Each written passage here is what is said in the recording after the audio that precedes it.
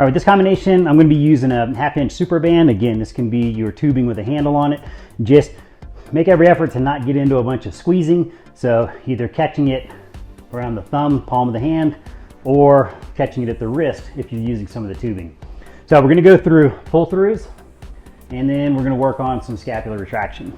So using the doorknob, we're going to go around both sides of the doorknob, make sure we don't pull the doorknob off. And just depending on what you have, like I'm going to go ahead and do this with 2 arms.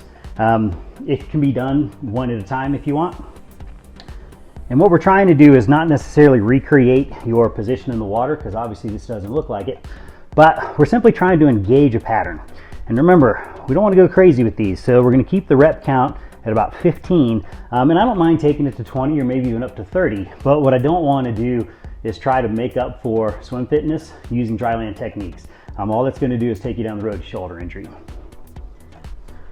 All right, so starting upright, feel some tension on the band. What I'm going to do is execute a good hip hinge, keep my spine posture where it's supposed to be. A lot of times I just see people dumped over, so anytime we can work on proper movement, let's work on proper movement.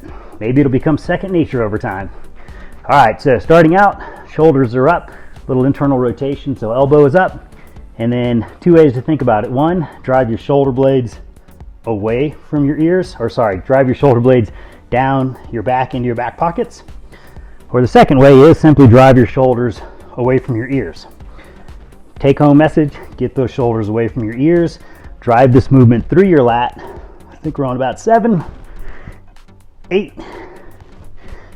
9, pinch your shoulder blades together if you can at the back, 10, 5 more, 1, 2, 3, 4, 1 more, and 5. All right, you're gonna pull your band off. Now this next one, it can get a little bit tricky.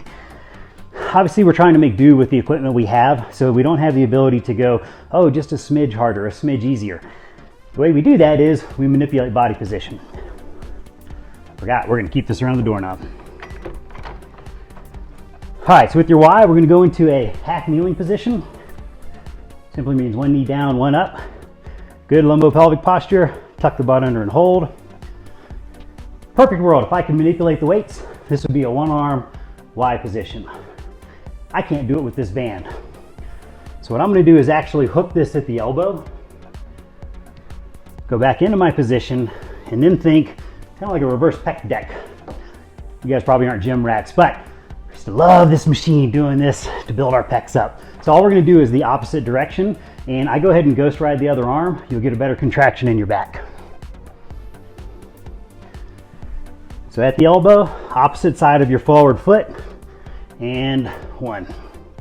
We're gonna go to 15. 2, pinch the blades on the way back, release them forward. 5, 6, 7.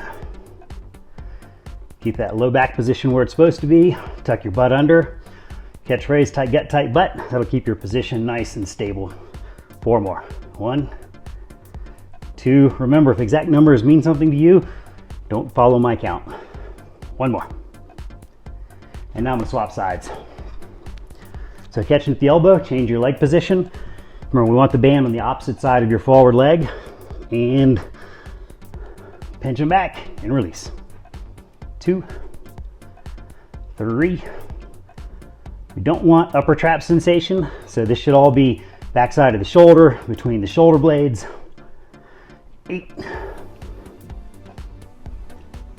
10. If anybody does count, I'm always interested to know how far off I am. 11, 12, 13, 14, and 15. All right, so that combination is going to put a lot of work into the lats with your pull through, and then coming back, working that mid trap, low trap area.